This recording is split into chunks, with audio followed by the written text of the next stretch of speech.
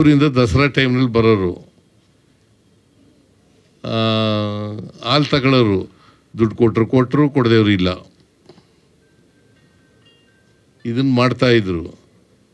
ಆಮೇಲೆ ಈ ತೊಲೆ ಮೇಲೆ ಪಾಪ ಓದಕ್ಕೆ ಬರೀಲಿಕ್ಕೆ ಬರ್ತಿರ್ಲಿಲ್ವಲ್ಲ, ಬಟ್ಟೆ ಹಾಕೊಳ್ಳೋರು ತೊಲೆ ಮೇಲೆ.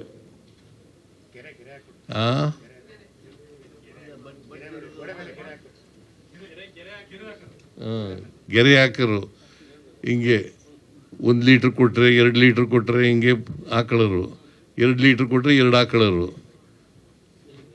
ಪಾಪ ಓದಕ್ಕೆ ಬರ್ತಿರ್ಲಿಲ್ವಲ್ಲ, ಬರೆಯೋಕ್ಕೆ ಬರ್ತಿರ್ಲಿಲ್ವಲ್ಲ, ಇದನ್ನು ಗೀಟ್ ಹಾಕೊಳ್ಳೋದು ಕಲ್ತ್ಕೊಂಡಿದ್ರು. ಆ ಗೀಟ್ ಹಾಕೊಳ್ಳೋದೇ ಲಾಭ ಅಷ್ಟೇ. ದಸರಾ ಮುಗಿದೋದ ಮೇಲೆ ಈ ಕಡೆ ತಿರುಗೂ ನೋಡ್ತಿರ್ಲಿಲ್ಲ ಹಳ್ಳಿಗಳ ಕಡೆ, ಆ ಥರ ಇರ್ತಿತ್ತು. ಈಗ ಹಾಲಿನ ಕೇಂದ್ರ ಆದಮೇಲೆ ಅದಕ್ಕೆ ಒಂದು ಪಾರ್ಲಿಮೆಂಟ್ನಲ್ಲೇ ಟೀಕೆ ಆಯಿತು. ಏನಪ್ಪ ಅಂತಂದರೆ, ಹಾಲೆಲ್ಲ ಪಟ್ಟಣಕ್ಕೆ ಹೊಂಟೋಯ್ತು, ಪಟ್ಟಣದಲ್ಲಿ ಇರ್ತಕ್ಕಂಥ ಸಾರಾಯಿ ಎಲ್ಲ ಹಳ್ಳಿಗೆ ಬಂದ್ಬಿಡ್ತು ಅಂತ ಹೇಳ್ತಾ ಇದ್ರು.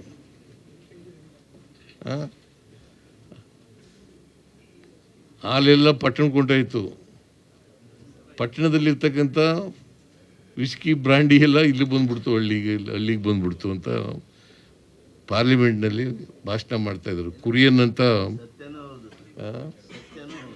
ಸ್ವಲ್ಪ ಮಟ್ಟಿಗೆ ಸತ್ಯ. ಎಲ್ಲ ಕುಡಿಯೋರು ಮೊದಲು ಕುಡಿತಿದ್ರು, ಈಗಲೂ ಕುಡಿತಾರೆ, ದೇವತೆಗಳೆಲ್ಲ ಕುಡಿತಾರಲ್ಲ.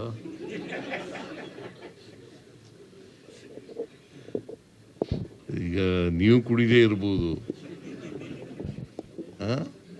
ಅನೇಕ ಜನ ನಮ್ಮ ಮಂತ್ರಿಗಳು ಕುಡಿಯಲ್ವಾ?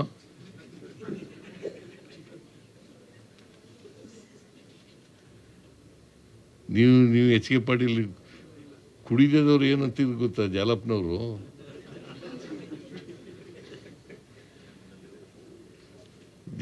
ತೀರೋ, ಅವರು ಕೋಆಪರೇಟಿವ್ ಮಿನಿಸ್ಟರ್ ಆಗಿದ್ರು. ಅವರು ಏನಂತ ಇದ್ರು ಅಂತಂದರೆ, ಕುಡಿದಾದ್ಮೇಲೆ ನೀನು ಯಾಕೆ ಹುಟ್ಟಿದ್ಯಾ, ನೀನು ಬದುಕಿರೋದು ಯಾಕೆ ಅಂತ ಹೇಳ್ತಾರೆ. ಅದರಿಂದ ಕುಡಿಯೋದು ತಪ್ಪೇನಿಲ್ಲ, ಆದರೆ ಅದನ್ನು ಒಂದು ಚಟವಾಗಿ ಮಾಡ್ಕೋಬಾರ್ದು ಅಷ್ಟೆ. ಚಟವಾಗಿ ಮಾಡ್ಕೋಬಾರ್ದು. ಕುಡಿದೇದ್ರೆ ನಾನು ಬದುಕದೇ ಇಲ್ಲ ಅನ್ನೋ ಥರ ಆಗಬಾರ್ದು. ದಿನನಿತ್ಯ ಕುಡಿತಕ್ಕಂಥದ್ದು ಮಾಡಬಾರ್ದು. ಅದೇನೇ ಇರಲಿ, ಈಗ 1 ಕೋಟಿ ಲೀಟರ್ ಹಾಲು ಒಂದು ದಿನಕ್ಕೆ ಉತ್ಪಾದನೆ ಆಗುತ್ತೆ. ಎಷ್ಟು? 1 ಕೋಟಿ.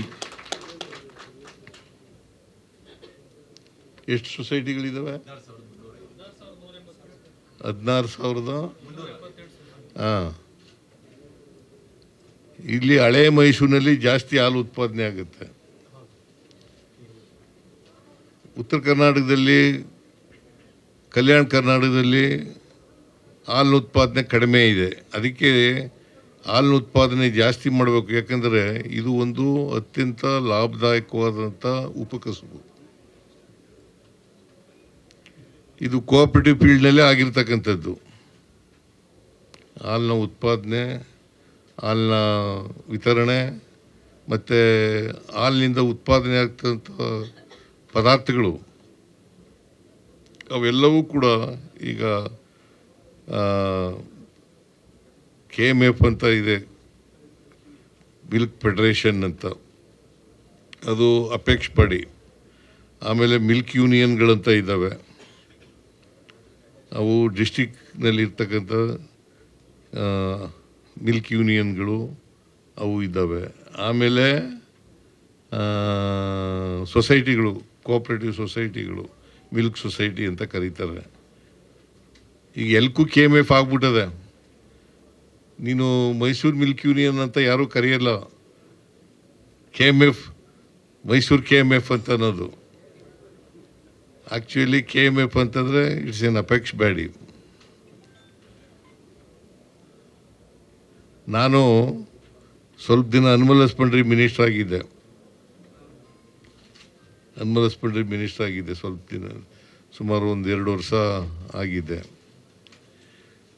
ಆಗ ಮಿಲ್ಕ್ ಯೂನಿಯನ್ಗಳು ಬೇರೆ, ಅಲ್ಲ ಸೊಸೈಟಿಗಳು, ಮಿಲ್ಕ್ ಯೂನಿಯನ್ಗಳು ಬೇರೆ, ರೈತರ ಸಂಘಟನೆ ಬೇರೆ ಇರ್ತಿತ್ತು. ಆಮೇಲೆ ಮಿಲ್ಕ್ ಯೂನಿಯನ್ಗಳನ್ನ, ಡೈರಿಗಳನ್ನ ಇದಕ್ಕೇ ಕೊಟ್ಟೆ, ಎಂಥದ್ದು ಮಿಲ್ಕ್ ಯೂನಿಯನ್ಗೆ ಕೊಟ್ಟೆ. ಅದು ಕೊಡದೇ ಹೋಗಿದ್ರೆ ರೈತರಿಗೂ ಇದಕ್ಕೂ ಸಂಬಂಧನೇ ಇರಲಿಲ್ಲ. ಇದು ರೈತರ ಸಂಘಟನೆ, ಇದು ಹಾಲು ಉತ್ಪಾದಕರ ಸಂಘಟನೆ. ಹಾಲು ಉತ್ಪಾದಕರಿಗೆ ವ್ಯವಹಾರ ನೋಡ್ಕೊಳ್ಳೋದೇನೆ ಅಧಿಕಾರಿಗಳೇ ನೋಡ್ಕೊಂಡ್ರೆ ಏನು ಪ್ರಯೋಜನ? ಅದಕ್ಕೆ ನಾನು 1985 ಕೊಟ್ಬಿಟ್ಟೆ. ಇಲ್ಲೇ ಹೋಗಿದ್ರೆ ಅಧಿಕಾರಿಗಳು ಅದನ್ನು, ಡೈರಿನೇ ಬೇರೆ ಇತ್ತು, ಮಿಲ್ಕ್ ಯೂನಿಯನ್ನೇ ಬೇರೆ ಇತ್ತು. ಮಿಲ್ಕ್ ಯೂನಿಯನ್ ಅಧ್ಯಕ್ಷ, ಆಮೇಲೆ ಡೈರಿ MD ಅದು ಬೇರೆ ಬೇರೆ ಇದ್ದು. ಆಮೇಲೆ ನಾನು ಎರಡು ಒಟ್ಟಿಗೆ ಉಡಿಸಿ ಮಾಡಿದೆ. ಅದು ಮಾಡೋದ್ರಿಂದ ಇವತ್ತು ಇಷ್ಟೊಂದು ವೇಗವಾಗಿ ಬೆಳೀಲಿಕ್ಕೆ ಸಾಧ್ಯ ಆಯಿತು, ಹಾಲು ಉತ್ಪಾದನೆ ಬೆಳೀಲಿಕ್ಕೆ ಸಾಧ್ಯ ಆಯಿತು. ಹಾಗಾಗಿ ಇವತ್ತು ಒಂದು ಸಹಕಾರ ಸಮೃದ್ಧಿ ಸೌಧ ಅಂತ ಆಗಿದೆ. ಸಹಕಾರ ಸಮೃದ್ಧಿ ಸೌಧ, ಸಹಕಾರ ಭವನ ಅಂತಂದಿದ್ರು ಸಾಕಾಗಿತ್ತು.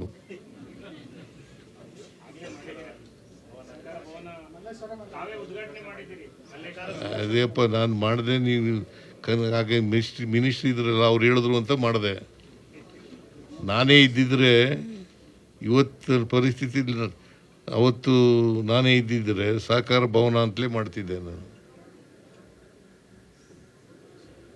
ಸಹಕಾರ ಸೌಧ ಅನ್ನೋದು ಭಾಳ ಜನಕ್ಕೆ ಅರ್ಥ ಆಗಲ್ಲ.